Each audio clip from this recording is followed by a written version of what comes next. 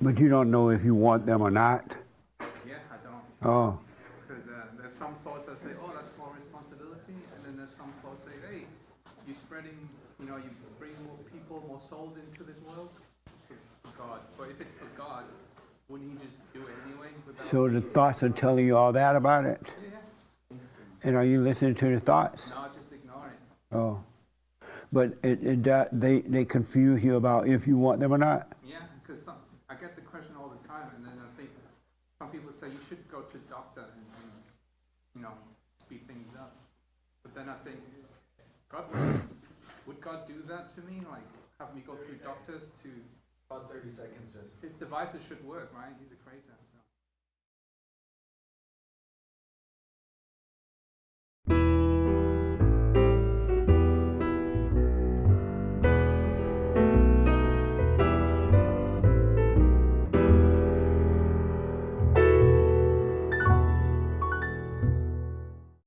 Happened 10 years from now, you'll be too old. You're actually live now. It's not up to me, though, is it? I just carry on having sex with my wife. Good morning. Welcome to church. I'm Jesse Peterson. Thank you so much for being with us. You can get involved by going to our chat line on the YouTube channel there, and with your questions or comment. And Hake will let me know accordingly. And you do your super chats at buymeacoffee.com/Jesse/JLP Talk. buymeacoffee.com/JLP Talk. All right, good morning, y'all. Good morning. How's everybody? Amazing. Good. Any questions? Anybody had a life? Yes, sir. It's my first time here. Well, welcome, I man. wanted to introduce myself. Hey, everyone. It's my first time here. Good morning, bro. My Good name's morning. Aaron, and thank you for having me. I'm grateful Right to be on. here. Thank you. I wanted to do something a little different this morning, and I forgot to mention to Sean. He's going to tell you about a story that we did not get a chance to play on the air Friday, but we'll show you the video on Monday. Are you able to tell us about that? Yeah, I Okay. could try. I mean, it's a little difficult without like the imagery of Right. what, but I could try. I'm sure some people have heard of. This is one time you could use your brains. You can think. Because we don't have the video here. Okay. So I'm sure some people have heard of Plato. And speak up loud and clear. Yeah, I'm sure some people have heard of Plato, Right. philosopher way back in the day, and he wrote a book called Republic. And in that book, he has this short story about a cave. It's called The Cave, or the allegory of the cave. And so basically, if you can picture a couple people in a line in a cave facing the end of the cave, like a big wall at the end of the cave. There's a long like entrance, but a they're bunch of facing people in a inside line the cave, just right? facing the wall like this. Just like that, yeah. And so the entrance to the cave, or the exit to outside, is behind you. And so if there was a big fire behind Jesse shining that way, he would only see his shadow on the wall in front of him. And if other people were to put, caricatures, images between him and the fire, he would just see the shadow of figures, trees, animals, other people on the wall. And if he lived his whole life in that position, he would think that those images are real, like the shadows on the wall. He would think, oh, that's all I know. Those must be real, those trees, those animals. And so the idea is that if one person Don't they have you chained down right, too? They have me chained down. chained all to of the us. floor, your All the neck people. chained so that you can't move your head. And so if one person were to become unchained, if they were to become free, they would stand up, they would see that their whole life they've been looking at these shadows on the wall. They would, get up, turn around, they would exit the cave, they would see the outside world. They would see all those images for what they are, which is just illusions, and then eventually they would go up all the way to the entrance. They would see the outside world, they'd see the trees, the pond, the sun, and it might be shocking at first. Their eyes aren't adjusted to the light. So, but once they get used to seeing that, the real world, for what it is, going back into the cave would be quite the experience because the people who are still chained there would look at them like they're crazy. He would be saying to them, look, like you're still just seeing shadows on the wall, and they'd say, no, what I'm seeing is real. Like they'd still be convinced that what they're seeing is reality. And then eventually they'd get so angry at that person that they'd try to put him to death, basically, you know, for speaking the truth. Right. He tried to try to shake him awake, like, no, like seriously, what you're seeing on the wall isn't reality. I just went there, I just saw it. What you're seeing isn't true. And they'd get angry at him. That's the basic story of it. There's a little more to it, but that's pretty much it. It is every human being on this side of heaven. Every human being is locked in a cage and don't know it. And all they see are shadows, and they think that those shadows are real. And then if you tell them that they're not real, you become the enemy. That's why they killed Christ, because he told them they were living in prison. They were seeing shadows, they were not seeing reality. And every human being is like that.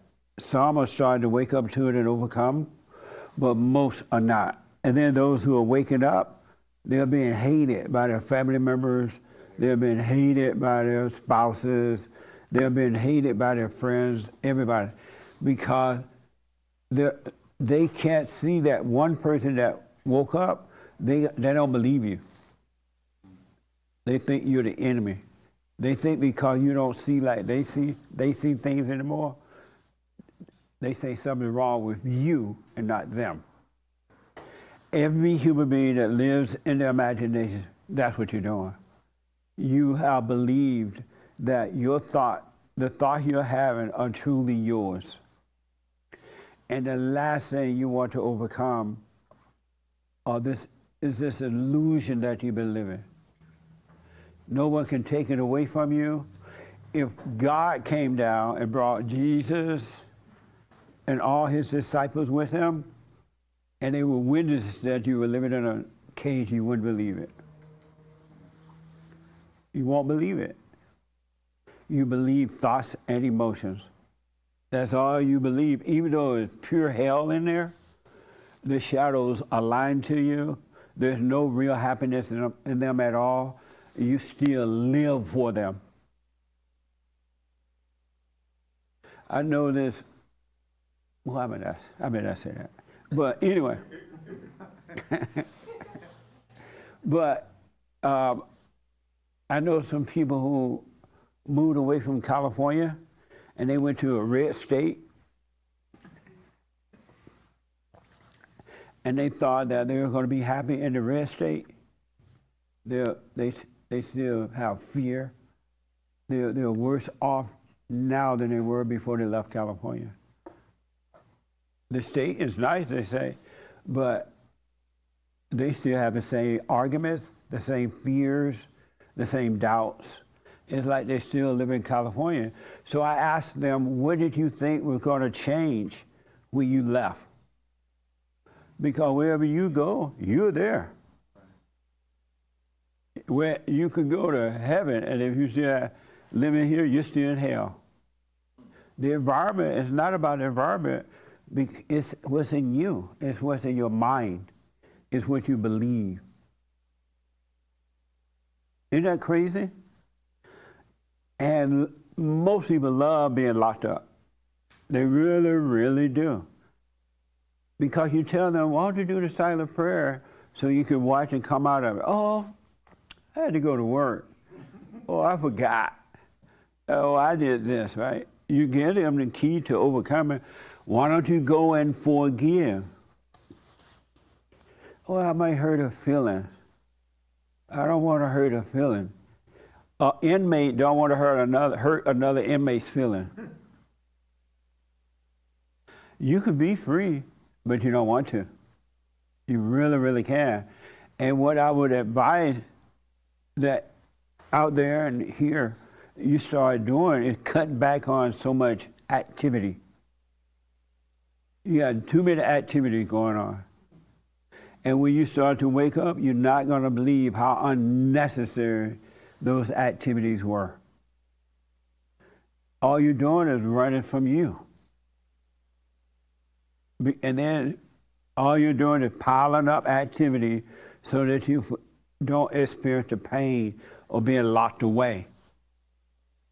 You don't need all those activities. You really, really don't. But the ego, the mind tell you that you do need it. Isn't that amazing? You really don't need it. You'll be surprised what you can do without. And you'll save money, you'll save time, you'll save argument. You'll be more aware of what you're doing. You'll get more done and have time wasted, which won't be wasted because you'll be living in time, not outside of it. Just think about the stuff y'all do in the daytime. You could have been at home suffering and dying from the ego. But the devil make up excuses for you, and you think it's you. Isn't that amazing? But we're going to show that video tomorrow, and this guy, they unchanged one guy that wanted to break away, and it was difficult for him to go all the way to the top, but he did go a little outside the wall, and that felt nice. Then he went to another wall, that felt nice, and he finally went outside and saw the light. He could not believe it. He could not believe it. And that's what's going to happen with you when you truly see the light. It's going to be interesting living a life without thinking. And then you notice that life is still working. Like, what the? And it's working better than what you could even imagine when you stop thinking. You can live a no-thought life. There's a voiceless voice. There is a light that will guide you. Amazing, huh? Anyway, I saw your hand. Yes, sir. I love that the analogy. It's so deep. Another deep Wait thing. until we show the video. You see the image of it. It's really amazing. Mm-hmm. Yeah. Another deep thing about it is the people that were turned away from the light actually created the shadow. So when you're turned away from the light, it creates the shadow. So that's another interesting point. So God designs these mysteries in creation in order to show us the way. What do you mean by that? So, for instance, if you're turned away from light, you cast a shadow like your shadow is right there. So turning away from the light, which is turning away from the Father, means a shadow is created. Absolutely. It's so unfortunate, too. It really, really is. Because we are all free and don't know it. You just think about that. You really are free. You're not guilty of anything. You're not neither wrong nor right. You're not none of the things that you think you are. You're not even a Christian. The idea of being a Christian is just an idea, and then you try to live up to what you think Christianity is, and based on what everybody said. That doesn't work. There's no one that's trying to live a Christian life living it. They're not living it. And when you slow down and allow this thing to die, you're going to see what I'm talking about. Something else is driving you. And God knows that. That's why He doesn't give us pain. He doesn't cause us to be guilty. He doesn't blame us for anything. He already know. Oh, that reminds me. He already know that we're free. I was watching this movie called what is it called? What's that? The Chosen. And I really liked the movie. Now, you may not like it, so don't let the mind go crazy with you, right? But I like the movie because it shows human beings in a fallen state. You know how fake and phony and nice everybody pretend to be and mean and whatever, right? It shows that, but it also shows when Jesus go around and waking up people, you can see the difference. And you're going to see it in yourself too. It's really, really a very interesting and good. I don't know who put that together. I don't know if they intend, or maybe I just see it differently. I don't know. But whoever put that together, they had a little sense, for sure. because they definitely show human nature, the fallen nature, in a way that you see every day about your everyday life. And then they show Christ, waking people up, and then the real person start to live. The old person die, and the real person come alive, still on the earth, still living their life. And then the ideas that we have about Christ is so far off, it's not even funny. And that's why you can't imagine Christ as being like you, because you have this glorified idea about Christ. You can't even imagine Christ going to a party and having fun at the party. He had fun at the party. He really did. I never thought of Christ having fun at a party.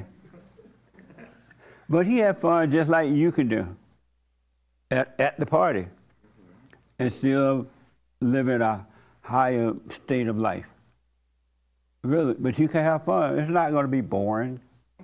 Some people say, I don't want to be a Christian because it's too boring. That's because you're not a true Christian. It's just an idea. But Christ went to a party, especially a wedding. He had a lot of fun at a wedding. He really did. And I think he had some wine. Made the wine. And he was not concerned about the people judging him for drinking the wine. Isn't that amazing? Because you know how normally you drink wine around the Christians, they be wanting something really bad. You at the party, they want everybody drinking wine, having fun. And the Christian wants the wine. But they're like, nah, I'm a Christian. They try to make you think that they're a Christian, so they won't drink the wine. And then so if you drink it, they'll judge you. Oh, I thought you were a Christian. You're drinking wine. Christ, he didn't care about that. He didn't care. And the reason he didn't care, because he was one, he was whole. He was not divided. And when you are a whole person, your last concern is about the devil. You give the devil no play. The devil inside of others. When you are a whole person, it's only when you are divided that you worry and concerned about what others say or think or do or act, what they have or don't have. It's when you're a divided person. You're jealousy, you want strife, you try to hurt others. Because you're divided. A whole person would never do that because nothing is missing. You have a clear mind and you're just living your life without even trying to live your life. It works by itself.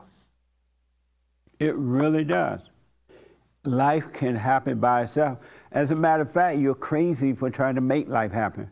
Now, I don't mean like physical things. You want to go out and get a job, practical things, right? But don't even worry about that. Just go look for the job and take the job. And that's a tool you live by. But life happens on its own. I wish you could wake up. I really do. Because it's nothing like what you imagine. You can't, your thoughts, your mind cannot understand his ways at all. I have been reading that all my life in the Bible, that our thoughts are not God's thoughts. His ways are not our ways. Our mind cannot comprehend. I clearly know what that means now. Your thoughts 150 degrees away from God's. Everything you think is a lie. It really is. Yes, Jesse here? And that's all here too. Yeah, so what you were talking about earlier, finding things to get into to distract yourself. I used to listen to so much music and radio. I mean, I'd have 2 or 3 radios on in my 1-bedroom apartment. And I'm kind of listening to all 3. And it sounds kind of crazy, but, you know, music over there. It is crazy. News. Not sounding crazy? Yeah. That's insanity. So, and Crazy you know. people are insane. Thank you. Thank you. Anyone that has anger is crazy and insane. Because you're right. Why would you have the TV on in one room, the radio on in another room, and another radio on in the other room, in the kitchen and everywhere? I know families like that. They have TV in the kitchen in the bedroom, in the living room, and so every room they go to, the TV is on.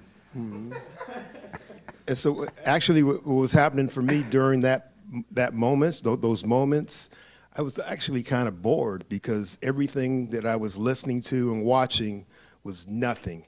And then so I tried an experiment. I mean, even in my car, I'd put music on, and sometimes I'd be driving my car fast because I'm hopped up on it, right?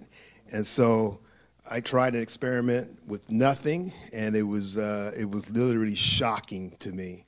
And so I do that every once in a while. I just drive with no music, and then I watch the other crazy people driving with their music. I can hear their music loud and clear. And so I used to be that way. I kind of slowed down a little bit, but yeah, people get hopped up on that stuff, just like what you were saying. I used to. It's because they don't know that they're running from something. You're in hell. You really are in hell. I used to work for a hospital, and sometimes I have to go up to the crazy floor where all the crazy, insane people are. And they be doing like weird stuff, talking to themselves, doing all kind of weird things, right? And I used to say, wow, those people are so crazy. But I didn't know I was crazy too. I thought I was sane. But I was living in the same hell that they live in. All they're doing is living in their head. And they are in a building on a floor called the crazy room, whatever they call it, mental psych ward, which means crazy ward. But I always thought that they were crazy because they walk around slobbing on themselves and, doing crazy things, right? And so I would say that those people are crazy. But I had no idea that they were living in their heads, that I was living in mine, and I was as crazy as they were. Anyone that lives in their head, you're insane. You're crazy. That's where insanity is. It's an imagination. That's why we do crazy things when we live in our heads. Isn't that amazing? That's where the devil dwells. That's his home. Inside the imagination. To be afraid, to be nervous. I counseled with some women this week, and they are living with their husbands, and they are miserable. I'm like, why don't you just leave? Because the man is never going to take you to where you want to be. He doesn't have it. But they are afraid of leaving him. I said to them, it's natural for a woman to want to be married and have a family. That's not an unnatural state. But if you were a man that can't provide, he trying to get something from you, he's trying to turn you into a whore, he can't take care of you, what's the purpose of it? You see he has no love. Why stay with a man like, well, they say you're not supposed to break up. They lied to you. You married the wrong man, that's all. Just realize it and walk away. And walk away while he's not looking. Pat your bag, because he's going to beat you up when you're trying to go, right? Because he's going to be insecure knowing that you're leaving, and now he can't suck false life out of you thinking he has to because he's controlling you. So you need to pack up while he's sleeping or get him drunk or however. But you need to get away from there. Why live with a man that don't have it and you're miserable? And then eventually you start having children, now the kids are miserable. But most people think you're not supposed to break up if you're married. That's another lie. And they're like, well, I made a promise to God. No, you made that promise to the devil. Because all people come together under the umbrella of hell because they're in their imagination. It's not real love anyway. It's not real love. So if it ain't working, especially before you make kids, leave. Don't be afraid. Leave. And you know what God's going to do when you leave? He's going to celebrate. I'm glad they got out of that hell thinking that they had to stay there because they married under God, right? They didn't marry under God. If you married under God, it would be working. There's no pain in God. Zero pain. People who get married under God, they get together, they disagree sometimes, but there's no pain. There's no pain in love, real love. Only fake love has pain. And when you have real love, you don't need anything from anyone. You really don't. You go to a party, you have a party, the party is over, you go home. Some people, when they go to the party, it's 2 o'clock, last call, they get the last glass of alcohol, and then at 2 o'clock in the morning, they want to go to somebody else's house and finish out the rest of the night partying. Anybody ever done that? I used to do that all the time. After party. Get drunk, it's like 2 o'clock, last call, everybody get drunk. Now we're trying to figure out whose house we're going to go to and party some more until 6 a.m. in the morning. Everybody living in the same asylum. Anyone that has fear, you're crazy. You're insane. Anyone that's shy, you're insane. Anyone that don't love one another as Christ loved us, you're insane. It ain't the other person, it's you.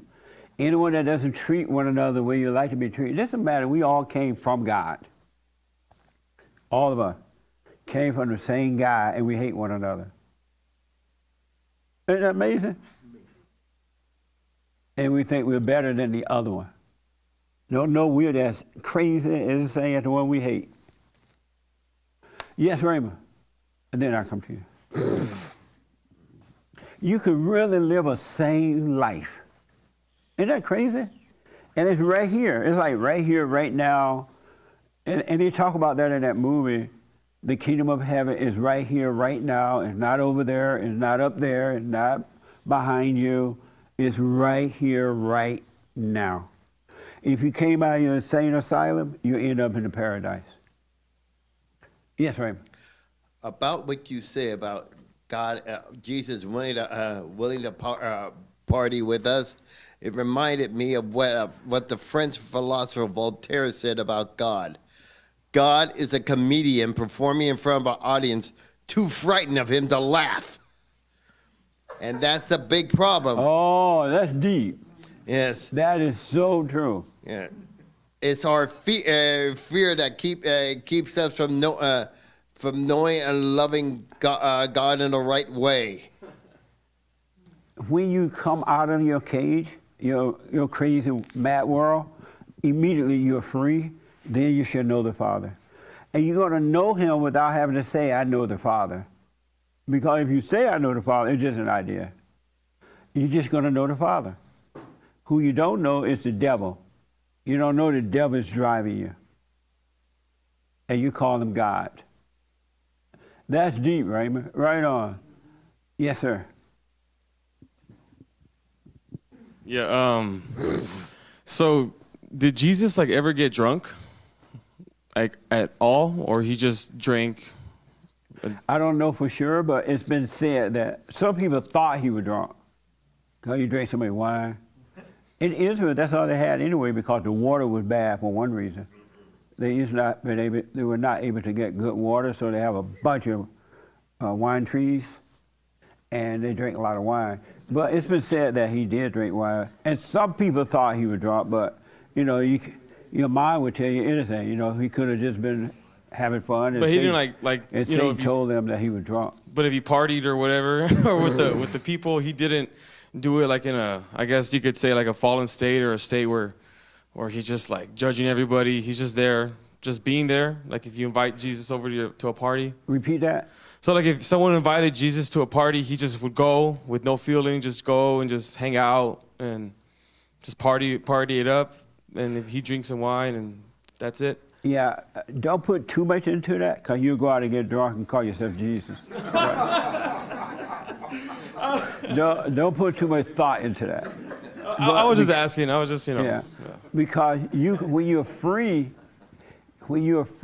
you enjoy life, a party or fellowship or whatever you're doing, and you're not getting any form of identity from it at all. But the ones that are not free, they are having fun and they're getting all kinds of identity from it. They think they're the best one at the party. They think they can dance the best, they can sing the best, they dress the best. Yeah. They get all kinds, they think they're the life of the party. You know what I'm saying? But when you're free, you could be at the party and just have fun at the party and not thinking you're the life of the party. It's not even part of your thought because it's no longer your nature. So don't put too much into it. I understand that. Like, I was also going to say too, like the identity thing. Like, I used to be like, I'm a fan of sports, and I have like, but I used to be very like hardcore, and I would get mad, and I'd punch things, and Yeah.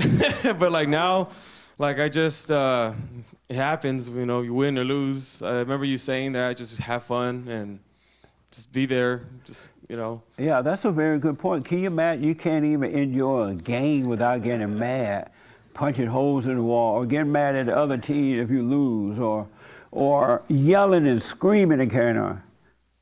And if you lose, like you own the team, and you sit at home watching the game, and you get mad. That's identity. Have you overcome your? Is this your first time? No, I was here last Sunday. Okay. Yeah. Have you overcome your anger? No. And why not? Well, I just realized I've been realizing things about like forgiveness even for a couple of years now, and just I recently came on to you and I found you, and like a lot of the things you say like I've always thought this when I was younger, but I think when I was throughout the years I kind of changed like the way I kind of conformed more to, I guess, identity and just keep. Every human being. Yeah, but when I was younger, Every human being has a false identity. Everyone. Isn't that amazing? And you're right. Why haven't you gone and forgiven your mother? Well, I have. Oh, you have? Yeah. And so why do you say you have not overcome your anger? Well, I'm working. I don't get as angry as much. I really don't get angry, but every now and then I do. I have more fear now. I thought I didn't. For a while, like I used to be like afraid, and then I thought being angry was the way to go. Right. So like I remember when I was like 18, I was just like, I remember there was a point I could just go fight everybody and just try to get in fights, and I was a real jerk. But when I was young, I just was always the opposite, and so like I realized both are wrong, and they're just not a good way to live. And what's your fear now? I don't know, like the other day, like the things you say too, like, okay, I wake up some days, I don't want to go to work, right? Like, I'll just think, oh, it's going to be a bad day at work. Oh my God, like, you know, I just think, sometimes I'll think that. Yeah. And then for a while, like, I would not even like want to go to work, and I wouldn't go to work. And then, so I try to get out of that because that was really dumb, you know. Are you a Mexican? Yeah. Oh, that's why you don't want to go to work. Yeah. And like, honestly, That ain't got like, nothing to do with the Lord. No, I'm playing. Or the devil. No, I'm playing. What's happening is you're sleeping in an unconscious state. When you go to sleep, you fall into dreams. You sleep in an unconscious state.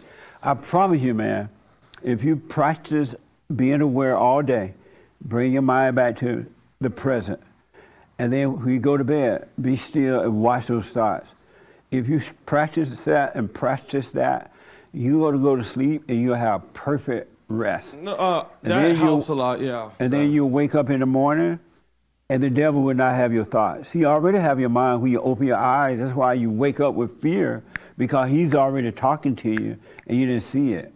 And you'll be able to get up and you'll see yourself getting up. You'll feel the floor getting up. You won't be in your head thinking about rushing to work and all that. But you got to start doing the silent prayer. You got to stay with it. And eventually, the thoughts which are of the devil will become weaker and weaker and weaker and weaker and weaker and weaker. And eventually he'll be gone and you'll have perfect rest. Yeah, I have a perfect example of that too. Like I have certain things about, for a while I was always paranoid when I was young, and it's been a work in progress. I'm 28 now, so I'm kind of trying to get over all that. And it's like all of a sudden it's very like easy to get over all this stuff. Yes. I'm just trying not to have judgment upon people. And I started to think this when I was like around like 25, 24. And I'm just like, but I never really questioned it. And now I'm really like questioning, like, what's the point of like being like that? And when you say that everyone's the same, I'm like, wow, like someone else, there's people that think like this. Because all of my friends don't think like this. And I started to tell my friends certain things like, oh, work more, because they complain about money and like that they need to work more. And I tell them just get another job, because that's what I did, right. you know. And And it was all, they make excuses too. Like I have two brothers. Like my middle brother doesn't want to work, but my younger brother is like, I'm trying to push him. I'm not pushing, but just like, get a job. If you don't want to, then whatever, dude. Yeah, let him suffer. Yeah, that's what I tell him. Because I if I keep pushing him and I push my friends, I realize like I suffer and then I fight with them. So I stopped doing that. Like, Yeah, don't push anyone. You know, the Christian has a bad habit of going out on the streets and saying, preaching to people, and they don't want it. All they want is for you to give them $1. They don't want to hear you preaching. And I realize because we're not supposed to be doing that. If somebody wants the truth, they'll come to you. They will. But people on the street don't want the truth. That's why they're on the streets. And so don't force anyone to do anything. If your brother doesn't want to work, don't give him a dime. Don't feel sorry for him. Just let him suffer. If you notice, your brother doesn't want to go to work, God's not going to shake him and scare him and try to force him. You just let him suffer. We have to be the same way. But you're not going to be able to do that if you're in your head and you have all these emotion stuff going on. no, I like the whole emotion thing. And that even like recently, I told I was the other day drinking with some buddies, right? We were just we're at a bar. We just was drinking. That's why you're trying to find out if Jesus.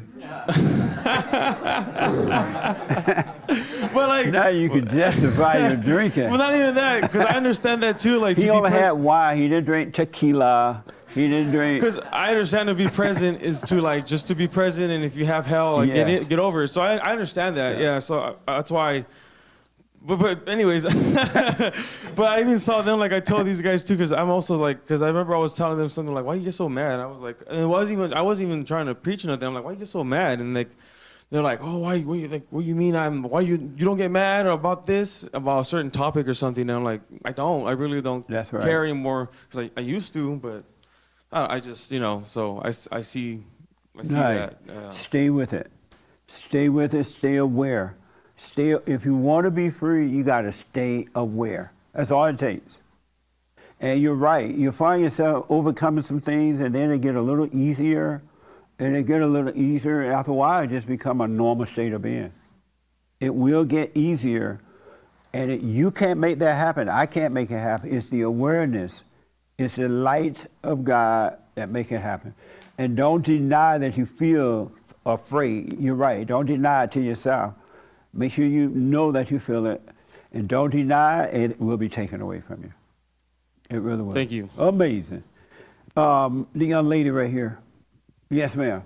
Are you over your fears?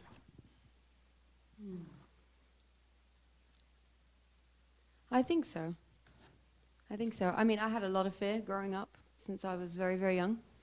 Are we talking about fear just in general in life, or? No, like when you wake up in the morning and you're already nervous on the inside. You're already in your head thinking about what you're going to do and all that.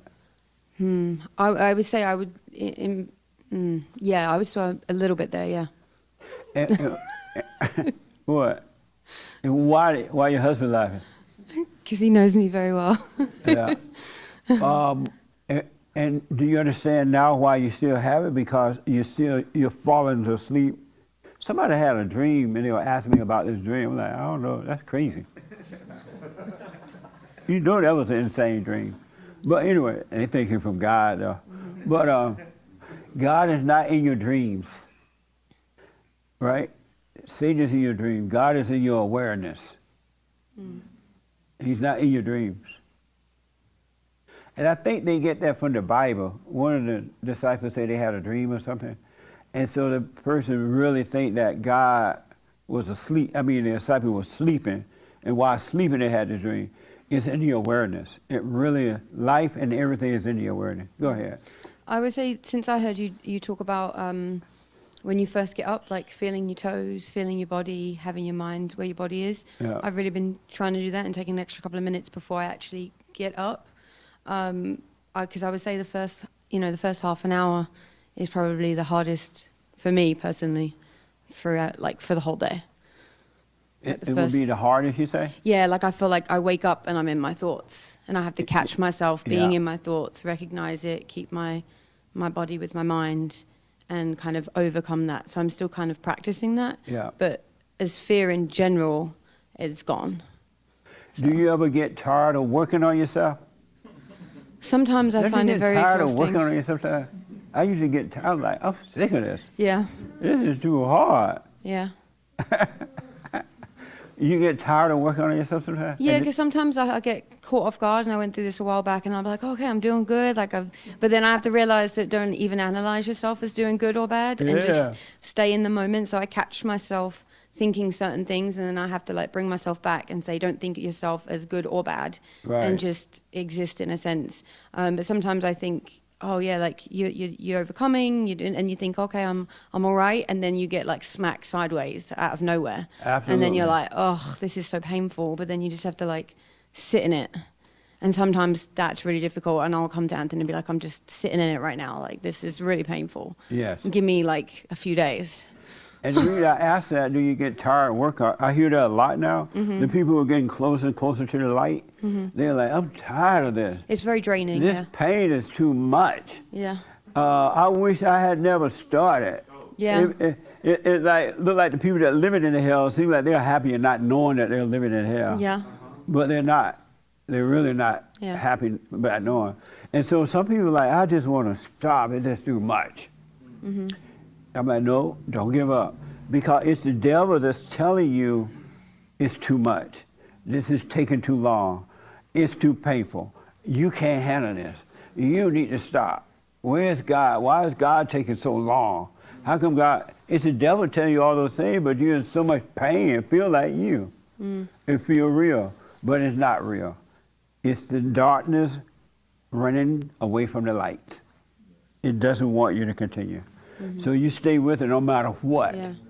Yeah. I just tend to just keep pushing through and try to not, and like when I'm in that state of trying to deal with something in particular, I'll just try not to analyze myself too much and just try and get through to the other side. That's right. Don't analyze it. Just Yeah. see it. And I find as well, like not having too many like deep conversations. Like I'll say to Anthony, like let's put a pin in that and come back in like a few days or whatever, because I feel like I don't want to analyze anything. I don't want to have a deep conversation about anything that's important, because I feel like I'm not in the space to communicate properly or deal with it until I get through the pain. Absolutely. And I'm just like, don't judge me. That's right. No, if you're like going through it and your Yeah. husband want to have a deep conversation about it, no, I don't want to talk about it. Yeah. No, I want to quietly go through this, Yeah. really, and it's going to blow your mind. Yeah. It really will. Even if you guys don't talk deep for a week, you may want to be quiet just for a week to just quietly watch it and go through Yeah. it, go to work. Because if you're always talking about it with someone, you get a false sense of validation about it. And that'll make you relax too, but that's not what you want. You want to overcome it without any outside help, period. Yeah, I find that trying to just communicate that and just kind of say I need to be by myself a little bit more this week and kind of Yeah. stay out of the way, because it's very painful going through these topics that you're trying to deal with, and a lot of them are very like sensitive and like close to home. So it's like you want to deal with it in the best way without affecting everybody else in the house. That's right. So I just find like, hey everybody, give me a few days, give me a week, I'll be back. Don't ask me if it's not important. Really, don't talk to me. Is what I find, because I don't want to affect everybody else around me. You know what I mean? No, that makes sense. Because some of these things are like really difficult, and I'm like, oh, like I'd rather not deal with it. But at the same time, you just, like you said, you got to push forward. Yeah. And just hope that not too many more things are going to come up. But then again, I try not to think about it like that either, because if it comes up, I'm just becoming more free as I go through each topic of whatever it is. Do y'all understand that? Stop running from yourself. All you're doing is running with you. And if you are married and have a family, you don't want to be talking about this all the time with your family. You want to mope through the house, get the work done, the physical work done, but just quietly go through the pain, because you do not want anyone to help you soothe the pain at all. In order to get to heaven, you got to go through this hell. And it ain't pretty. I'm telling you right now, when you really get serious about it. And it's only so painful because you think it's you. If you knew it was not you, it'll be just like that. It'll be over. It will be gone. but you think it's you because it's in the body, and all these voices in your head. So it is in there somewhere, but it's not you. And it doesn't want you to know that, but you will. You're climbing over the wall, and all these little demons try to push you back down on the ground. Like what Sean was talking earlier, one person was unchanged, and they went away. When they come back, they were attacked. They didn't believe it. But you do not want anybody to help you. I noticed that when I was really going through it, I used to attempt to talk to somebody about what I was seeing, and their response let me know they didn't see it. Just one little light, and I'm like, oh, okay. And I just stayed quiet. But they're not going to understand. They're not going to understand what you're going through. Unless they're going through it too.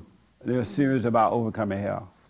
Yes. I think that, lastly, I think sometimes I think that I'm fortunate, and I'm fortunate in the sense that I have a husband that's also awake and understands everything that I'm dealing with, in the sense, although we're dealing with different topics, but sometimes it'd be winding me up because I'm like, he can see things sometimes that I can't see, and he'll be like, do you realize, or do you see? And I'm just like, oh, like, I don't want another thing. Like, just be quiet. Like, shh, can we go a week or 2 weeks without having to do, like, can I just live? Like, but then I'm also grateful on the other sense that he can see things that I can't see, because then I'm able to deal with it. And we've got to the place now where, like, we can disagree and have, like, hard conversations and be totally fine. Then it'll be like, oh, you want to go get a coffee, or you want to go out for a movie? And I'll be like, what?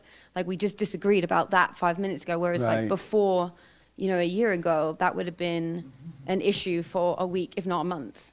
So You're absolutely right about that. So I'm grateful that I get shown things. But you want to make sure that your husband doesn't overdo that, you know, when you're going through something. Well, he leaves me be. I just got to deal with it. And he's like, can't you see this and can't you see that? You don't, make sure that you don't overdo that. Because the devil used that and said, look at him, he think he got it. He's always correcting you. You know how people think they have it and they always try to correct somebody? A person that haven't it, don't try to correct others, really, because you're not trying to prove anything. That's what Bible thumpers do. Yeah. So it's okay if he point it out sometime. Yeah, he'll point it out sometimes, and then I'll sit with it. A lot of time. Yeah, I'll sit with it and try and see it for myself and see if that's whether I agree with it in the first place. Right. And then I'll work through that. So. Yeah, because the devil said, look at him. And you'll get mad at him. Because the devil, you'll look at him and look like he just knows it all.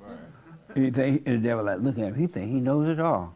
He think he's smart, he knows God.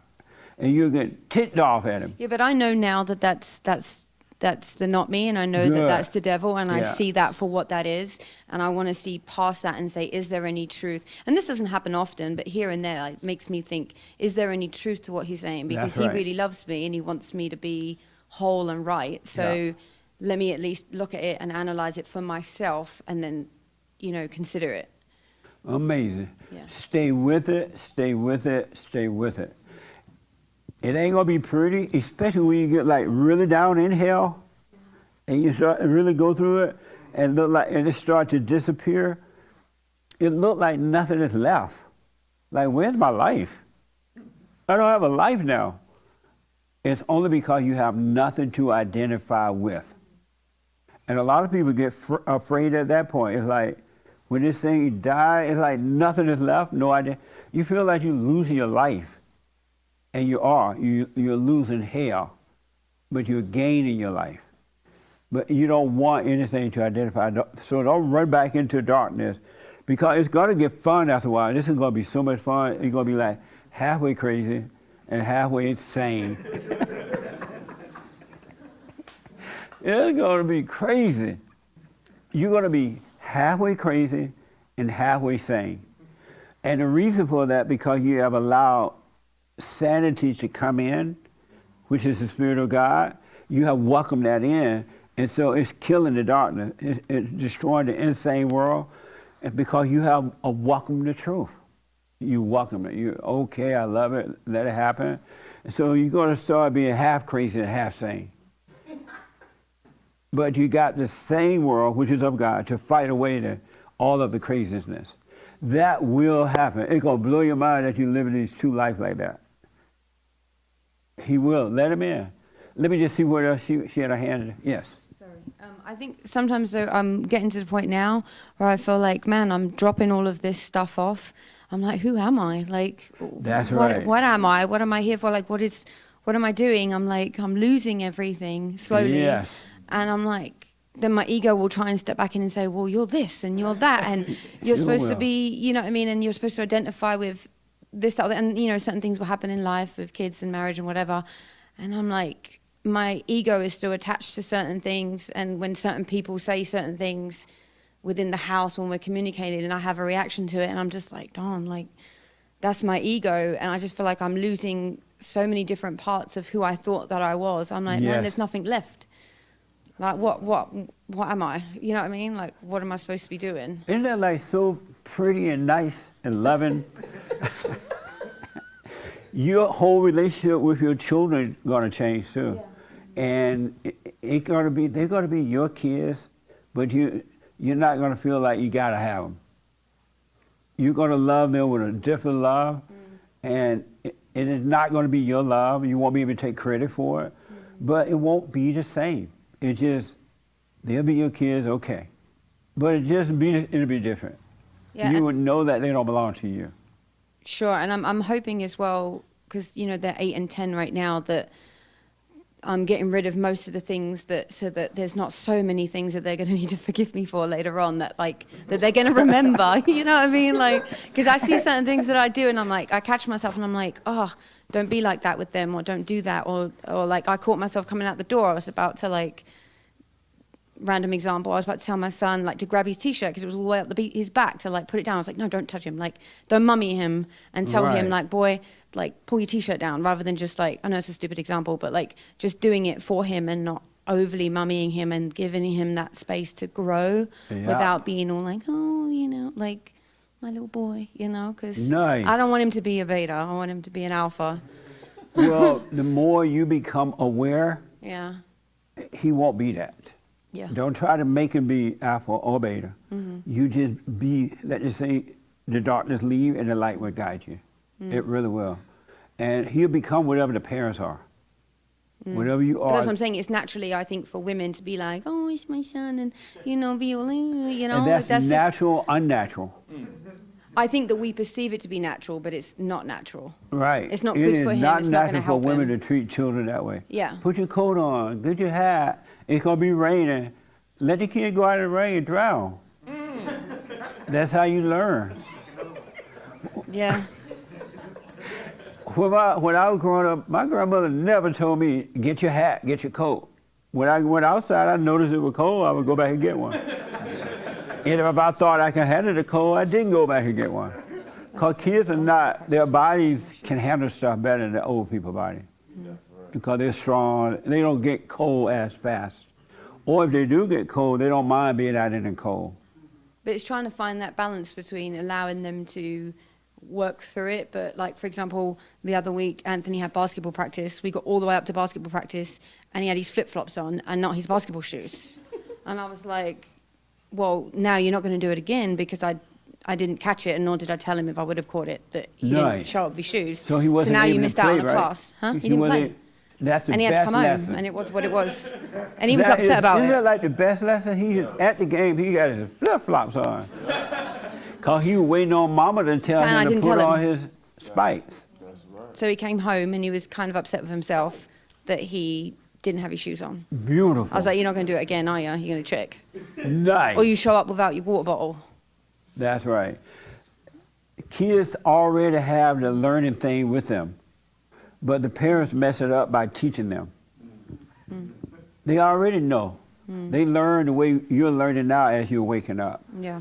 But you'll destroy that knowing teaching when you try to be mama. Oh, don't forget your shoes. Don't forget this and don't forget that. They don't think for themselves, I think, at Right. that point. They don't need to. Mama doing it. Yeah. I was watching Elvis movie the other day for the 5th time. That movie is so deep. Anybody ever seen that? It's so deep. His mama was a mess. If the movie's true, I don't know, because I didn't know them. But Elvis was going off to become a singer, and this manager man was going to manage him, and he had to go to Kentucky or somewhere, Nashville, and the mama had a hissy fit. She threw the dishes down on the floor. You ain't going nowhere. If you go to Nashville, you're going to be over there for weeks. And what am I going to do? What I'm going to do? He's like, Mama, I'm just going to work. I'll be back. I'm going to buy you a pink Mercedes. No, not Mercedes. A pink Cadillac. She's like, I don't want no Cadillac. I want you. The Lord said, don't be going after things. You, the Lord. Trying to keep this grown man at home. He's like, no, Mama, I gotta go. And she got mad. She started crying. She started cursing. And the whole family at the table was scared. The husband was afraid. The other kids were afraid. And the mama ran to her bedroom, crying and angry and upset. And Elvis went up there. I thought they were gonna have a love affair. He had to hug mama, kiss mama, tell mama how beautiful he is. Mama, I ain't gonna never love nobody but you. Ain't no other woman gonna ever take me from you, mama. Don't worry. I'll be back. I'm just going to work. I'm gonna make a lot of money, mama. And she was having a love fit, like her husband was leaving. And I'm like, wow, that's crazy. And then the first thing he did was bought her a huge home. And she still was like totally satisfied because she wanted her boy.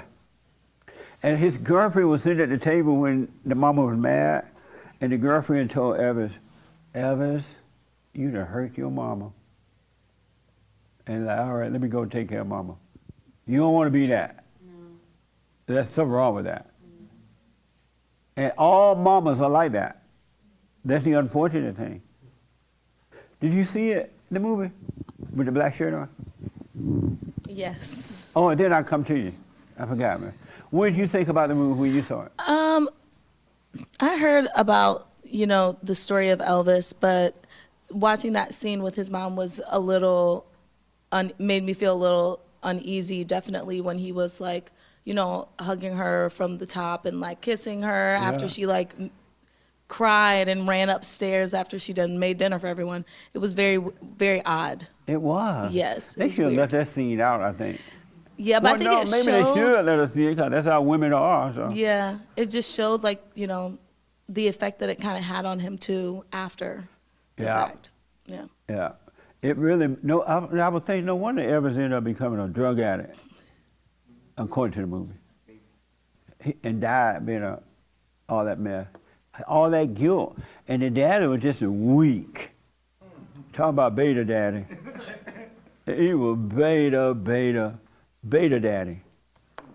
But if y'all get a chance, watch that movie. It's crazy. The music's nice, but the people are crazy. Yes, sir. I was just going to add on to what Kat was saying. Where, have her son come here for a minute. Well, not up here, but go ahead. A little tip for men, married men, please just do yourself a favor and don't try to change your wife. And resist the temptation to judge her for what you think she might not be doing and what she should be doing. You have to resist that temptation. Yeah. You have to be right within yourself and lead by example. And if she follows, great. If she doesn't, great. Yeah. When a man is right, he can't help but do right by his family, be right with them. But he has to be right. Yeah. And I don't mean the way you think I mean it. His whole nature has to be right. He has to overcome the wrong nature so he can have the right nature, and the light of God will guide him in dealing with the marriage, because he wouldn't want anything from his wife, as she wouldn't want anything from him if she were right. Right. And that's how marriage works. That's how relationships work, where you don't want anything from anyone else. Mm-hmm. Nothing that makes you feel good or feel bad, no identity kind of stuff. That's why people worship movie stars and things, because they feel like a star when they worship a star. a so-called movie star. Wow, Not that's knowing deep. that the movie star is miserable, living in hell. Everybody live in hell until they overcome it. Yeah, and another thing, I noticed when you were talking and moving around the shadow, this kind of goes back to the analogy that we watched, but it's just like how the not, you know how you talk about the not us, it pretends to be us, and Satan will, when we go through trauma, he'll offer us relief from that trauma by taking on a personality, an identity, and in exchange for making a home in you. And so we don't know that part of it. And when you were moving around, I saw your shadows moving. It's the same thing as the not us. That the shadow actually represents the not us. And so that's why, if you ever notice how when you move, a shadow moves, and it's just like you, and it looks like you, but it's a shadow version of you, and that's the same thing. My shadow even had a big head. Yeah, we can see it right behind you right now. I'm like, shadows are not supposed to have big heads, do they? Yeah. And that's and that's the same way it is with the not us. It's the shadow version of us, and it looks like us, it moves like us, it feels like us, but it's not us. Meaning that you're not your thoughts, you're not your feelings, you're not your body. You're not your feelings, folks. All feelings are evil because they come from the evil imagination. So when you do feel those things, just notice that you feel them, but don't blame anybody for it. That's you. It's in you, it's in you, it's in you. It's not outside of you. That's the beauty about it, too. When you wake up, you're going to realize it's not what somebody else was thinking, but it's what I was thinking. Really. It's not what somebody else was feeling, it's what I was feeling. You can't blame somebody else for what they're thinking because it's those are their thoughts, not yours. And if you were taking care of your own world, you wouldn't even think about what somebody else is thinking. Because those thoughts of you would be gone, and in them, they would be living, they'll be on them, but they don't know that you're not thinking what they're thinking. Because they think everybody think like them, they don't know you can overcome it. But your thoughts and your problem are yours. They're not someone else. This is your world. You are your world. Whatever you allow in your world, that's what's going to happen. Amazing, huh? You are your own world. The kingdom of heaven is in here. Yes, sir. Another part of that story that you'll see is that the people who grew up chained and looking at the wall, they got into the habit of giving each other like awards for who could name the images the fastest and who could, identify them or who had the most names for them. They started giving each other awards. And then the one person who leaves and comes back, he starts to realize how silly it is that they're giving each other awards for looking at the illusion, and they think he's crazy for not participating in the game. Absolutely. Isn't that amazing? Absolutely. I was looking at the politicians speak the other day, and I was like, wow, I'm crazy. I used to believe them. I used to think that they were telling the truth. And I used to vote for them because I believed them. And then that's why they never did what they said they were going to do when they get in office, because they were lying all along. And they use words like patriot, and they use words like family. Or they use all these words that would make you think that they really mean it. But now when you wake up, you're going to see they don't mean it at all. And I'm not pushing politics here. And there's one politician running, I'm so sick of him, I don't know what to do. He ain't got nothing to say. I ain't gonna say. He asked which one. But he says the same thing over and over again, and his same sad story. It's the same old story. I'm like, don't you have something else to say? How long you want us to feel sorry for that? You know what I mean? They all so empty. And I don't know how they get my cell number and be sending me all these ads. And they don't, because they want money. But they have nothing to say. That patriot word ain't gonna work no more. And then you get in there, country fall apart. Anyway, yes. and with a lot of those people too who are trying to be leaders, they're just saying what they think people want to hear because they want to be Exactly. popular. So and we know whatever most people believe is the opposite of the truth. So they're just saying what everyone wants to hear because they want their numbers to go up. Amazing. And the thing that people want to hear is ridiculous. That's what preachers do in the churches. They teach you the Bible because they know you want to hear the Bible. You want to hear the word. They ain't going to tell you that you're crazy, that you're insane. When you pass the bucket, ain't nothing going in that bucket. How you going to have the preacher tell you you're crazy, okay, pass the bucket? Most people don't want to hear that they're insane. How many people want to hear that? Especially if you have a degree. That's the last thing you want to hear. You already think you're smart, your degree on the wall. You got right at the front door so everybody going in and out will be sure to see it. And somebody come through there and say, you know, you're crazy. You're insane. Who want to hear that, right? Instead of, oh, you got all these degrees. You have a bishop degree. You have a whatever degree. What a mess, huh? The ego is a mess. It's evil.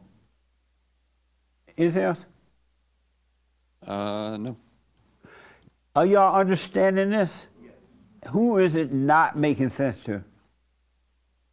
Anybody disagree with any of this? The young lady, then I come to you. The young lady, yeah. You disagree with some of this? I just get confused about the Bible part. About the Bible what? Like wanting to know more about the Bible, and I guess I just see the Bible as the Word of God. And why do you see it that way?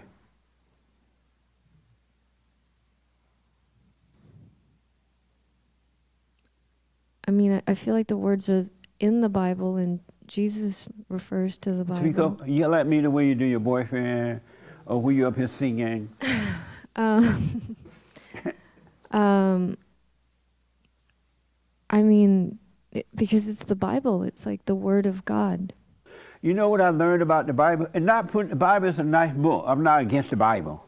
You understand that? Read the Bible. Read the Word, but not to remember. The Bible has been rewritten so many times, and they have changed the meaning of the words and everything, right? I just found out, and I don't know if it's true or not, I used to think that the Garden of Eden was in Africa. But I just found out recently and I don't know if that's true either, but it's in Armenia. It's not even in Africa. But it all depends on the color of the person that's teaching about the Bible. You know what I mean? And your religious belief. Because that guy that created the Mormon religion, he said that it was in America. It's in New Jersey.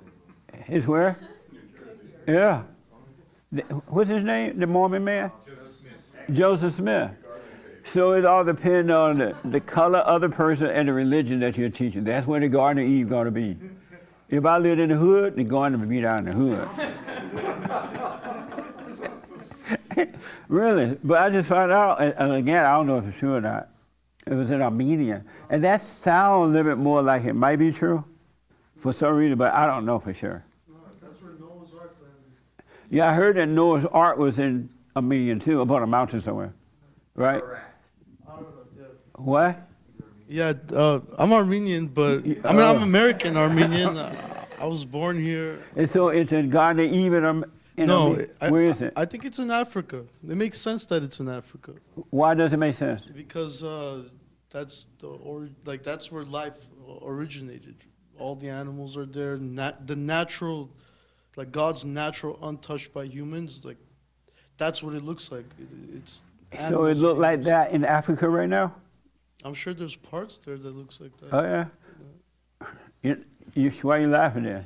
If you're sure. Because I think I believe it. I'm Armenian. I think Jesus was black. I think no, he was. I think Eden was in Africa. I think. You think you're black like me? Who? Jesus. Jesus. I think more like Bob Marley, but you're close. I think he had dreadlocks. You can't get any blacker than me.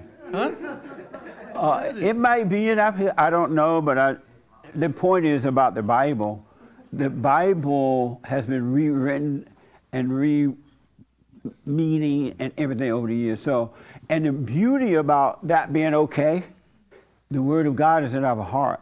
It's in us. The Bible, the real Bible, the New Testament is in us. And if you look there, you will know the truth. But if you're just stuck with just one book, you're not going to get any further than that because intellectually you're stuck. You want to live in the Spirit.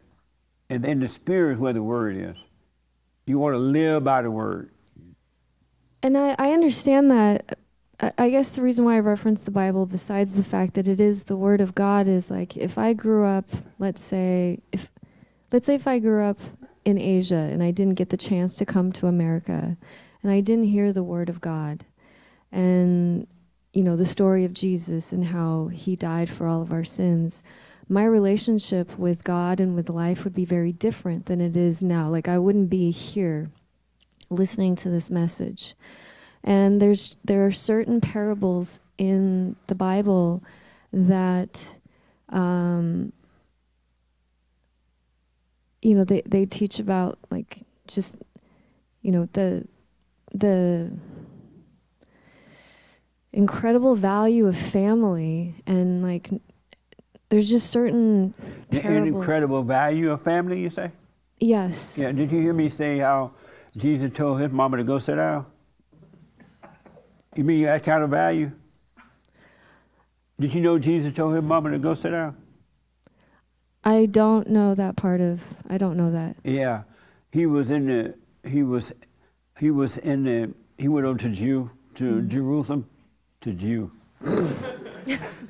He went to Jerusalem one day as a kid with his family, his dad and mama, and he was in the temple teaching the preachers in the temple. And for a couple hours, I think, maybe a couple of days, Mary and Joseph couldn't find him. This is in that movie too. And Mary was tripping. Jesus, y'all seen Jesus? She was running and crying and looking for him. And he was down in Nashville playing music, right? And she was having a fit. And so one of the men there finally found Mary and said, here's your son, paraphrasing. And he like, where you been? Where you been? I was so worried. I was so scared. And then he's like, what are you worried for? I'm in the temple teaching. What's up with you? If you had been seeking God, paraphrasing, you would have known too that I was teaching. Why are you worried? Be quiet. Go sit down. Have some wine. Sort of. But the point was, and I understand what you're saying, and I like the fact you said that if you were still living in China, if you were living in China, and you never heard the Bible, had the Bible, or never heard about God, that you probably wouldn't be here. Am I right? You said that? Absolutely. Okay. The young lady right here want to respond to that before I put my 2 cents in there. So if she really liked the Bible, and she believed in the Bible, the Word of God, and she believed that if she lived in China, she would have heard about God because there's no Bibles and all that, and she don't believe she would be here today had she not been able to read the Bible. You say? I say she is making your point in that the Word of God is imprinted upon our hearts. So you don't really, the Bible is important, and I agree with what you say when you say that we should read it, but not hold on to it. Much of what you have said, I remember when I first began waking up to what you're saying, I already knew it. And when I heard it, it resonated with my spirit in a way. Yeah. So that's what I would say to that. Did Jesus have a Bible?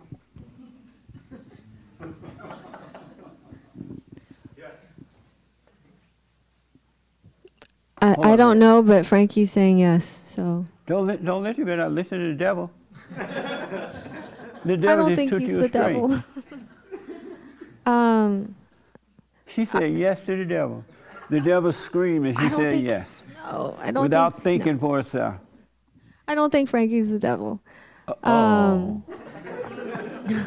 Why do you think he screamed out like that? If he had been the light, he would have done that. He would let you figure this out.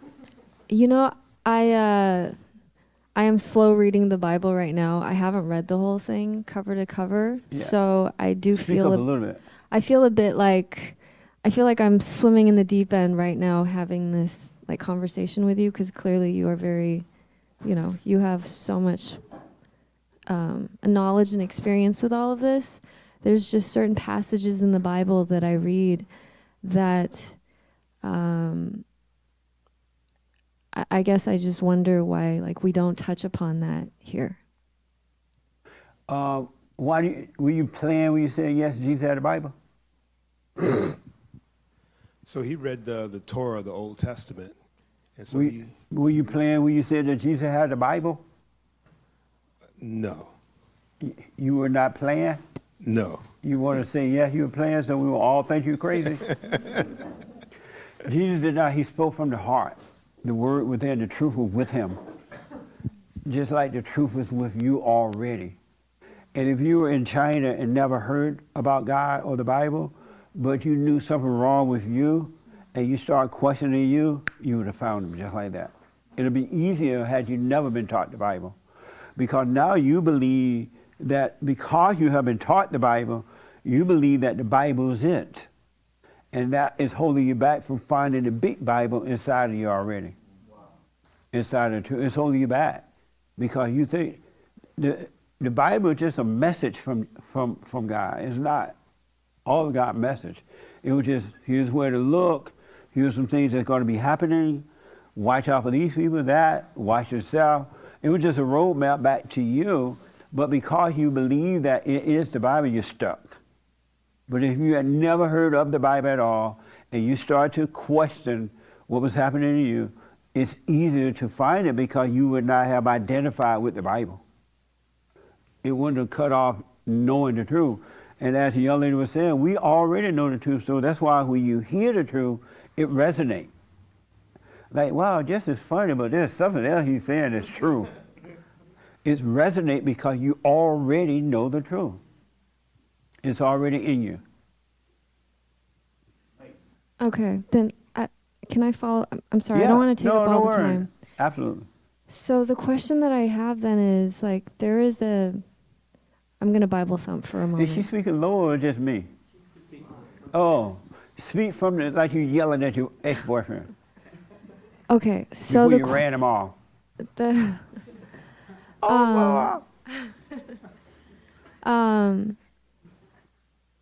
Sorry, I'm just gathering my thoughts really quick. Yeah, relax. Just relax. This is fun. It really is. It's so fun. So if the answer is within all of us, do you believe that God gives us different answers? Give us a what? Different answers. Does God give us different answers? Yeah. To different questions or what? Well, okay. I'm kind of stuck here, okay? So if you could help me out. Yeah, no problem.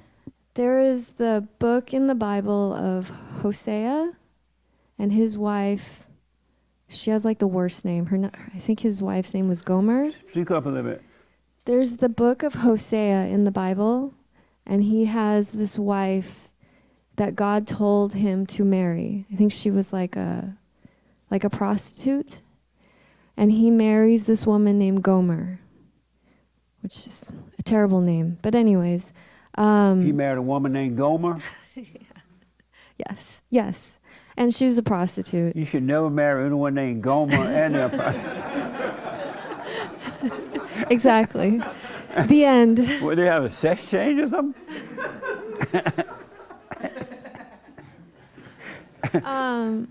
Okay, sorry, I digress. But so Gomer is unfaithful, not a good wife in every sense of the word. And she runs off with somebody that she is having an affair with, I believe. And God tells Hosea to go after her. So I have this, I guess maybe it's my mind or my brain, but I am having this like hard time reconciling the story in the Bible about how God tells Hosea to go after his wife and like get her back, essentially, even after everything like terrible that she has done to him, versus the message of like, you know, if your spouse wants to leave you, just let them leave and let the door hit them on the way out, and you know, etc. What did she say, Sean, the last part? Did you hear? Yeah, I mean, the whole point of the story is Mike going to get. Oh, yeah, my bad. The whole point of the story is God telling him to go after his wife, as opposed to just letting her, you know, leave. Right. It seems to have a different message than some of the advice that you give as far as just letting people go. Oh, I see. I don't know that story, so I don't know why he told her that. And you know Hake? Yep. Oh, Hake would know. He's a homegrown Bible thumper.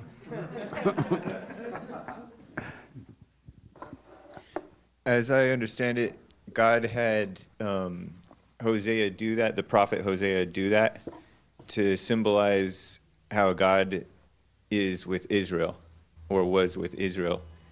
Even though Israel was unfaithful to him, he still made a way for Israel to return to him. That makes sense. That makes sense?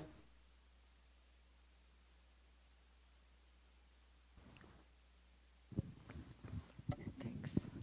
I mean, it makes sense in that, if you mean that like it's a symbolism that God will always pursue us, right? So then I'm trying to reconcile this, like if God's love is always pursuing and we are, I mean, like, I want to love like that. I'm not saying I can or that I will, but. And you said we are what? That if we are made in God's image, that wouldn't we want to act as that as well? Wouldn't we want to do what? Wouldn't we want to act like that as well?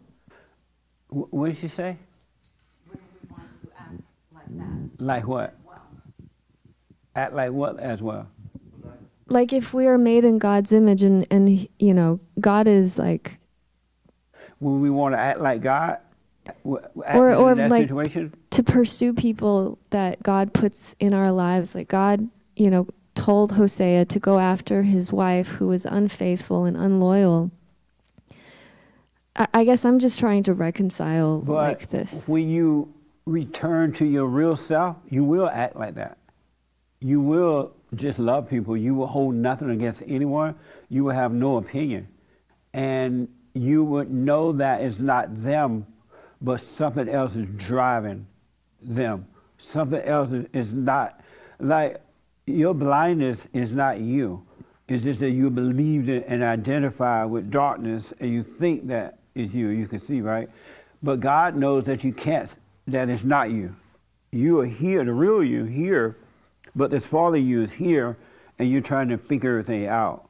So whenever that lady left, he knew it wasn't her.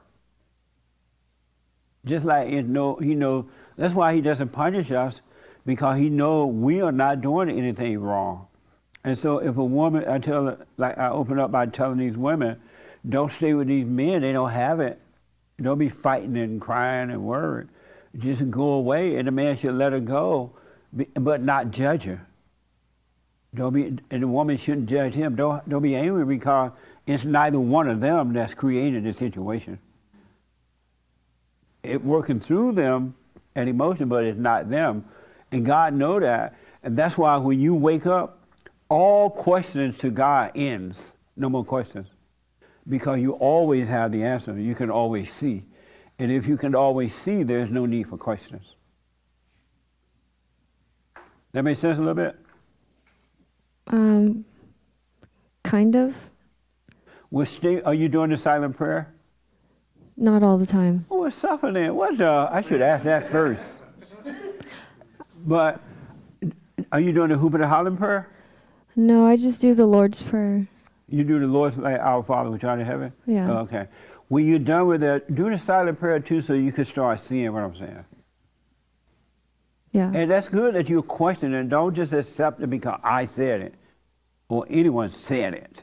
As the young lady said, it'll be a witness.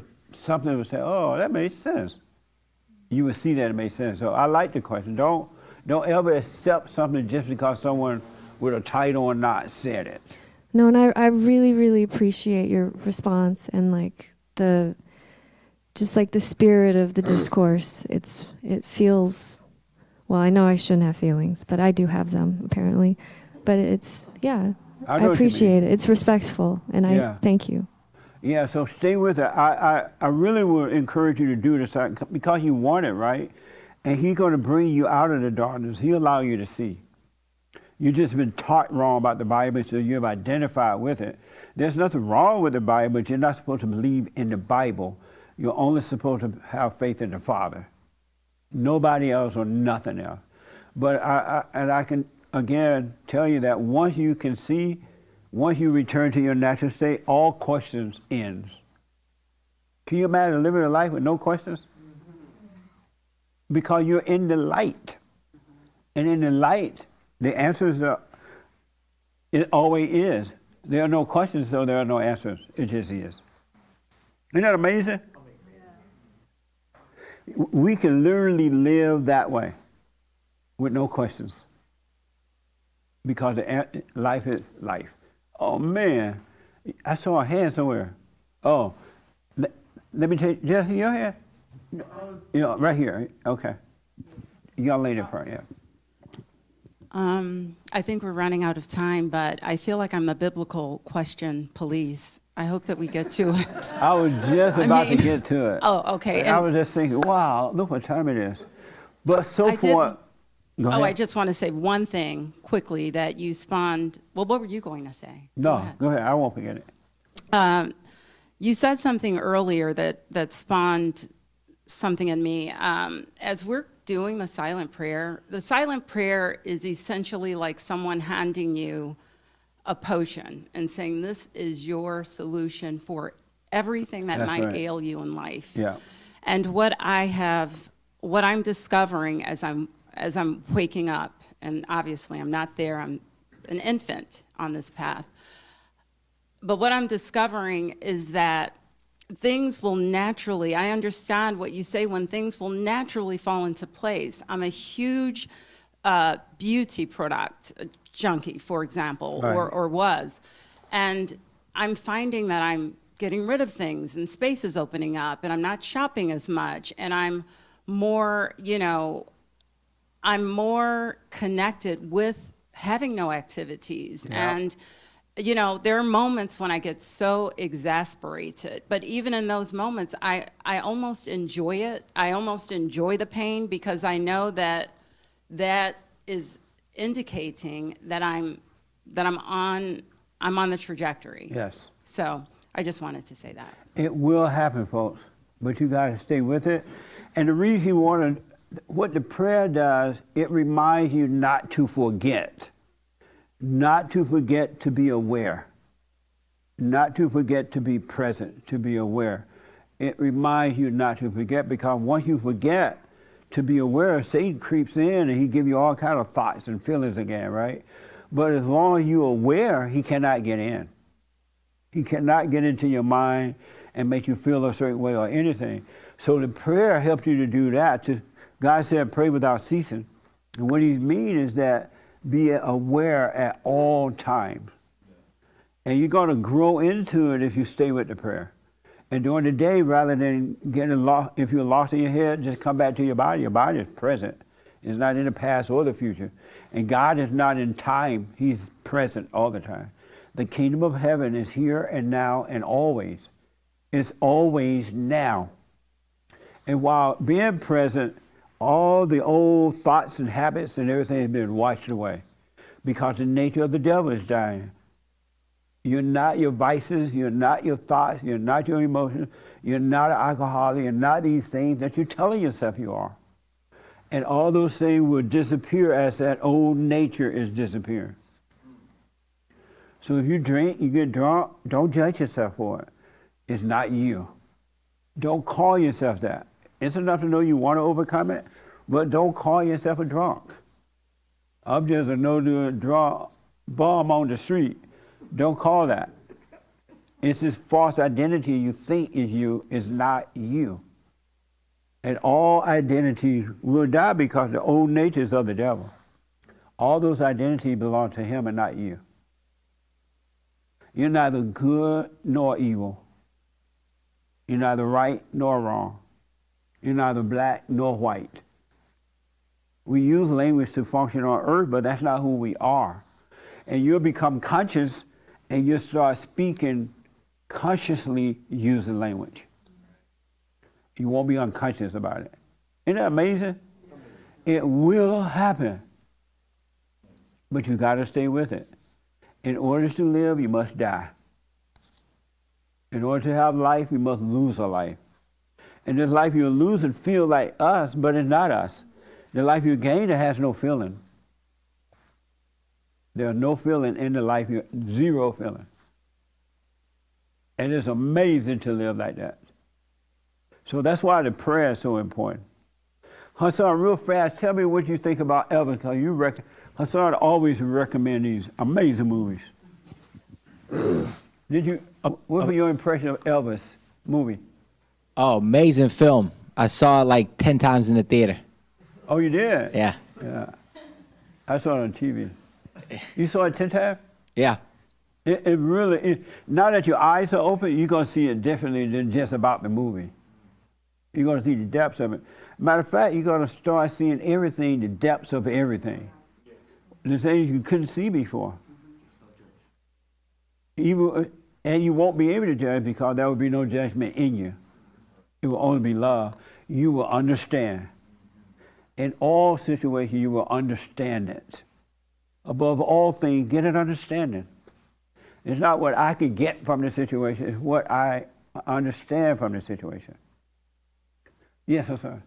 Yeah, I thought it was interesting that there was the scene where, like right when he made it big and he had all the stuff and his mother was like you losing yourself and da-da-da. And he told her like, you shouldn't be drinking so much. It's not good for you. And it was like stressing him out that she was like drinking. Yeah. And it's so ironic that like he became that at the end of the movie, or at the end of his life. Yeah, he totally became like Mama. Yeah. She imposed her will and destroyed him. One other interesting thing, there was a moment when he was like real singing a lot. He was young and he was at this fairground or something. And he was leaning on the pole and the manager saw him standing there and his manager could see that he was lost. And he was like, this guy real, and I'm paraphrasing, this guy real popular and famous now, but look at him, he's a clown, he's lost. And so I think he tried to help him overcome that somewhat, but he could see that he had everything, but he had nothing. The girls yelling and screaming, all kind of stuff. And that's what we all have to overcome. You can have the world and be lost. You really can. You can have the world and be empty. You can have a whole store full of Bibles, pack them on one another and still be lost. Because the kingdom of heaven is with us. It's so amazing, everything is done. We are free, but we won't crawl over the wall. We won't climb the wall. We won't break the chain and climb the wall and go free. We'll join another group. We'll join this or join that because the average person cannot stand alone. What a sad way to live. You're living in hell unnecessarily, where you could be free and have an amazing life too. But anyway, the biblical question from last week. Do you know any unfortunate or disadvantaged people? Is that right? Yeah. Do you want to respond to that? And then the young lady with the braids, acting black with braids. What you call that? What you call culture appropriating? What the? You better let the black see you. We'll get to that. Yeah. Do you know any of that unfortunate or disadvantaged people? No. Why you say no? I say no because I wouldn't know. First of all, I've never had someone approach me and say they are disadvantaged, or what was the other one? Unfortunate? Unfortunate or disadvantaged Yeah, people. so I've never had anyone approach me to say that, and it reminds me of the whole racism narrative, how it's impossible to know whether someone is actually racist, since it doesn't exist anyway, number one. But I don't know too many people who would walk up and say, hey, I'm a racist, and you're not getting this job because you're black, or whatever the case might be. Yeah. So that's the one thing. Yeah. And there was also something. Oh, I just wanted to share something very briefly. I remember being in my 20s. I went to college in a city where I relied on the subway, and I would often see homeless people every now and then.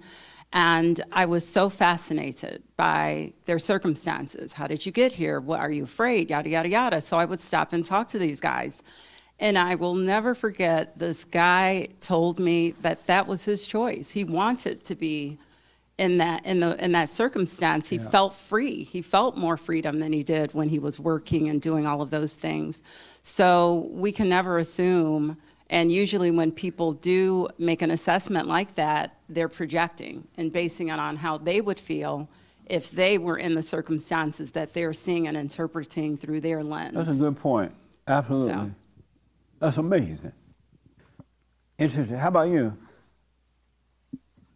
What's the question again? Do Can you say- know any unfortunate or disadvantaged people?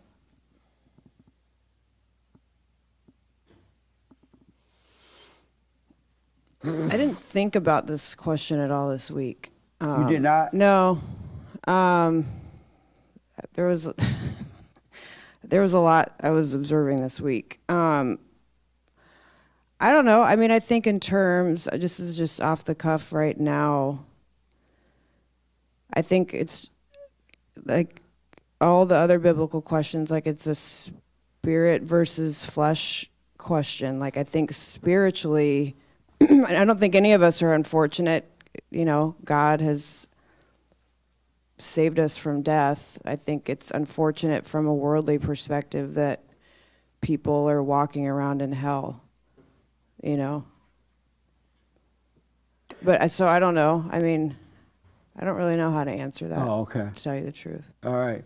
I'm glad you wear your hair any kind of way you want to, and don't let other people tell you it's stolen hair. Well, I think it's really interesting because I've been braiding my hair for about 10 years. It all started on Crenshaw Boulevard, where I was the only white person in there You for wore like. it on Crenshaw Boulevard too? I had it done there. That was where my braider was. Whoa. Yeah. And then you put a hat on until you left town? No. Until you It's left really the Boulevard? interesting because like white people have a problem with it, black people don't. I lived in Atlanta for a while and my hair was braided there the whole time, and all the black people like my hair, braided or not braided. It's Yeah. white people that always have weird opinions about it. It's just another way of trying to control people. Yeah. That's all it is. Yeah. So it's I'm glad you're not letting yourself be controlled. Yeah, I don't. Nice. We're past that in terms of, Right on. as you can see. Yeah. Right here. Yes.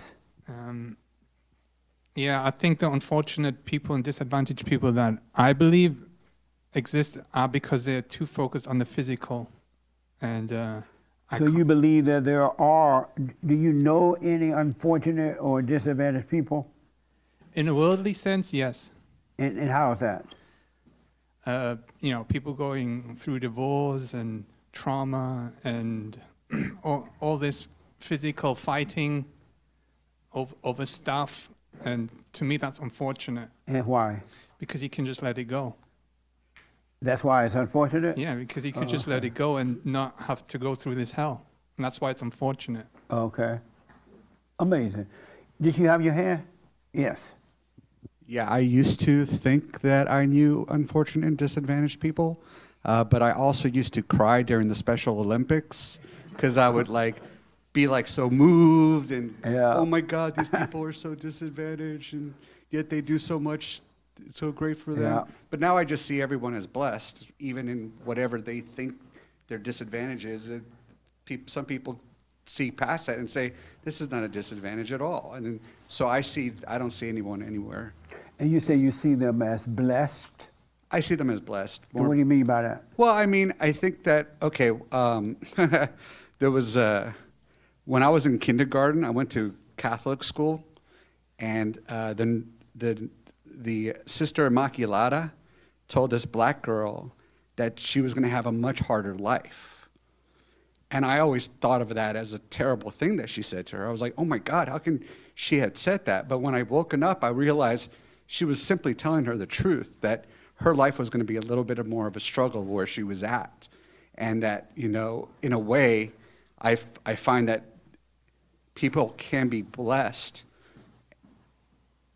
from God in their struggle, but it's so complicated to explain. I can't even. How was her life going to be? What do you mean by you saw that her life was going to be more of a struggle because of where she was? Well, the Sister Immaculata said that she was going to have a hard life. Oh, and because the lady said it, that's why you. No, but in the beginning, I believed that she was a racist old lady, and I used to be like, oh, how dare she had said something like that. At the time, you thought the black girl life would be rough. Right. Because of what the lady said to her? Maybe. I don't know. I mean, is that what you thought? Yeah. Oh, okay. But I know now that it kind of doesn't matter, because the challenges that are like presented to us are kind of things for us to overcome, that anything that happens is a blessing, like good or bad. I mean, whatever you think it is a blessing, but it's all in your own mind if you get over it or not. And who present the challenge to us? I think mostly ourselves, because we're believing the devil a lot. Oh, okay. So I don't think that God is really trying to challenge us and say, Not oh, at here, all. yeah. I don't think he's putting things in our way to say. He's not testing us. No, He's not exactly. challenging us at all. No, but in a way, I find that God giving me that freedom is my own blessing in disguise. Yeah. It's kind of hard to explain. Okay. Yes, Franky. I don't see it. I don't see it that way. I don't. Do you know any unfortunate or No. disadvantaged people? No, I don't. What this reminds me of, real quick, is that story of the man who had the son, who the army came to get his son, but he had a broken leg because he fell off the horse. Remember that story? Yeah. It reminds me of that. Why are you calling it good? Why are you calling it bad? Because we don't know what their situation is. So I don't feel sorry for people or look down. I don't look at their situation. I'm not God. I can't judge. But this is just something that they're going through. Okay. There's two more people, Doug, and then here. Do you know any disadvantaged, unfortunate or disadvantaged people?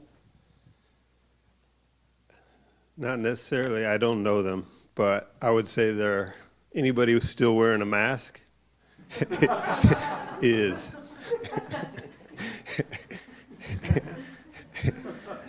But all jokes aside, no, I don't know any. Oh, okay. Yes. Do you know any unfortunate or disadvantaged people? No. You don't? No. And why not? Why you say no? Because that's not a situation. That's how I see it. It's just not a situation. Did you know before you woke up that you think that there were fortunate, unfortunate, and disadvantaged people? And why did you think it then? Because I thought I was God. Yeah. So I can, I'll see someone just sitting down by themselves, and I'm like, oh, that's so sad. They're just sitting. I have no idea what's going on with this person. They're just sitting there. But that idea of playing God, that's what I see. That's not deep. Yeah. But y'all know that's Big Bump? Yeah. Huh? You didn't know it? Yeah, that's Big Bump. You can't tell by the voice? Doesn't sound like Ben Carson? He sounds quiet on air. Yeah. That's deep, man. Absolutely. Yes, let me take the young lady first, Raymond, then you, and we have to wind this down. Do you know, I saw your hand, you know the unfortunate or disadvantaged people? I don't know if I know them, but I thought it was just assumed yes. So I just thought my biblical answer, I would say anybody in despair or that believes they're in despair. Or disfortunate and unadvantaged? Disadvantaged people? I would say, yeah, anyone who's like in despair. And why would you say yes? Because when someone's like in despair, they can't really get past that. Why not? I don't know, it just feels like your world's over. So it's like, can't really go anywhere from there. Have you ever felt that despair, a state of despair? Yeah. And yeah. And did you get past it? Mm-hmm. How? Maybe it's like first world problems, but I just broke my phone. And I was like, I can't get to work. I literally can't do anything. What? Yeah. That brought on despair? Because I used it to like drive, to like do everything. It's like PDA, you know, your personal digital assistant. I was like, I don't know what I'm going to do. And then, yeah. But I just got my phone fixed. And I was like, okay, this is not the end of the world. This was a long time ago. Yeah, that's a real problem, too. Yeah. That would put you in despair. Yes, Raymond. I do not know any unfortunate or disadvantaged person. Have you ever known any? No. And have you ever thought that it existed? Barely. And why did you think it existed before? Because I am not God. If I'm not God, who am I to know who is disadvantaged or unfortunate? Amazing. Okay. Yes, Hassan. You have your hand. Yes. Yes, what? I do. Oh, I you do. know unfortunate or disadvantaged people? Yeah. And why you say they are like that? Me. You? Oh, I understand.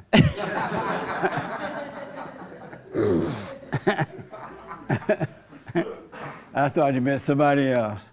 And I'm realizing that when I don't do the silent prayer and I don't stay present, I am at a disadvantage of being susceptible to like falling more into the imagination and into the thoughts and into overreacting. So, yeah. So there are times when you don't do the prayer? Well, I'm pretty good at morning and night, but throughout the day, there's moments where I'll not, I guess, be aware or be present. And I fall into, back to your body. Yeah, overreacting. Amazing. So I'm at a disadvantage. Nice. Ask Hake, did he have his hand for somebody online? In the meantime, right here. Yeah, I'm gonna agree with him. My own self, is the only person I know. You're unfortunate and or disadvantaged? Yeah. In what way? I don't know. Everything bad happens to me. Like everything that could go wrong goes wrong for me. Nice. Yeah. And why? That's like the default in the universe. The universe wants to destroy me, wants to consume me somehow. The universe want to destroy you? Yeah. Why? I don't know that part. I don't know why. When you ask it, why did it want to destroy you, what did it say? There was a time I thought I was God. I thought I was God. You literally thought that? Yeah, I thought I were was. You on drugs or something? On and off with drugs, yeah. But and what was it like thinking that you were God? Like in the moment of it, it felt amazing. It felt like nobody could destroy me. Like even though I thought the universe wanted to destroy me, it wasn't strong enough to do it. That I thought that the world could go against me, the wind could go against me. It doesn't matter, but because if I'm God, it doesn't matter that the world wants to destroy me or not. Amazing. And so did you only think that when you were high? No. You think that way when you're not high? I mean, when I'm not high, it's like things slowly pile on. I'm like, this is what's trying to destroy me. It's not like anybody came up to me and said, I want to destroy you. It's like when I'm not high, just living, it's like, oh, you're a regular person. You have to go do regular things. You have to be like everyone else. You have to fit in to the, like, that's why I'm unfortunate. I'm unfortunate that I have to fit in a world that I don't fit in. Yeah. That is unfortunate. That is unfortunate. Are you doing the silent prayer? So I've done it once. I want to recommend you do it every morning, every night. Okay. And all that stuff that would disappear. The universe will have no control over you. So you will see that nothing's really piling on you. It's not real. All right? So do the silent prayer. And let me know what you think. All right. Okay. Yes, sir. Last word.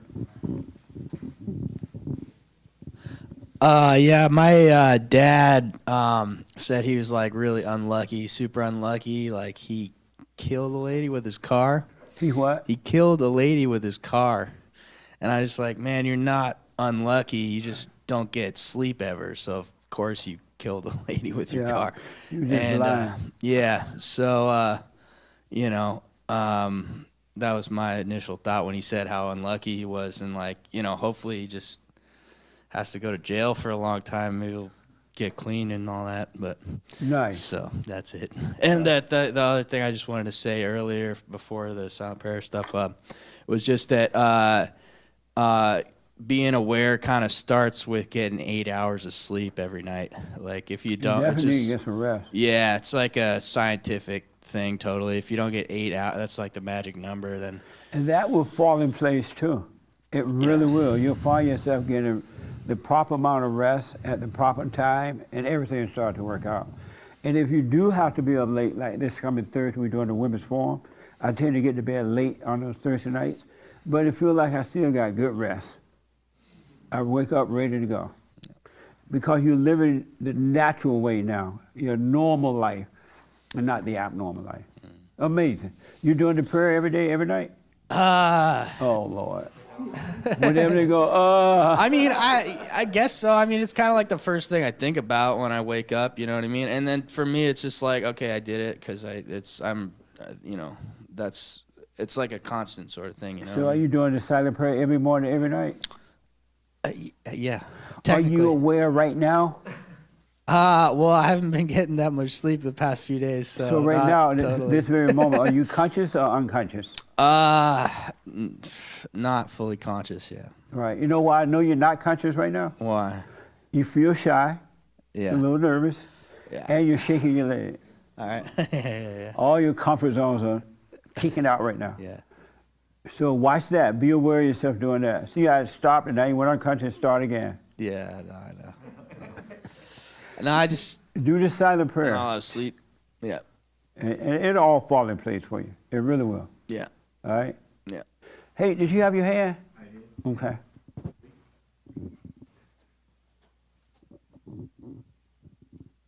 Over on Rumble, Cartoon for Food says, Jesse says that you are not your body. So why bring the body and mind together? Why bring the body and mind together? Yeah, if you're not your body. Meaning like keep your mind with your body, you say. Oh, because the physical body is in the present. It's not in the past or it's not in the future. But your mind can be in the past or the future, which doesn't exist at all. So just realize, hey, I'm right here, right now. And it'll bring you back to consciousness. That's what I mean by that. It'll give you something in the present to focus on. G. Godey asked, what about Jesus' words about divorcing women is committing adultery? But those are the women that get married in his name. They don't get married anymore in the name of God. That's why the marriage is so painful. A marriage is not supposed to be painful. Really. Especially if God brought you together. Think about that. He brought the man and woman together. He married you. He's not going to give you pain. Love is not pain. Craziness is pain.